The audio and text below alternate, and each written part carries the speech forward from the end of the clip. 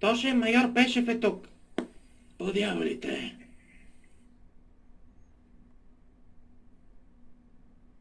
Я, кой ни дошъл на гости? Пешев, не се ослушвай. Влизай, приятелю. Защо ме повикахте тук?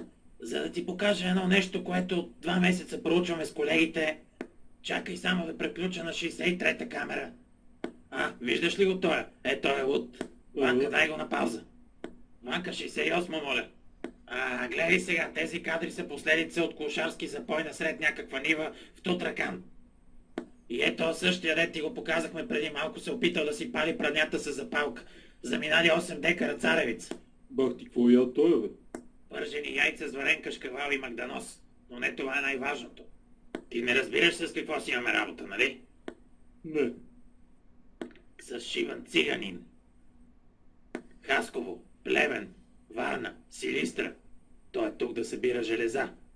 От неговия вид е имало и на Марс. И затова сега там учените не намериха никакво желязо.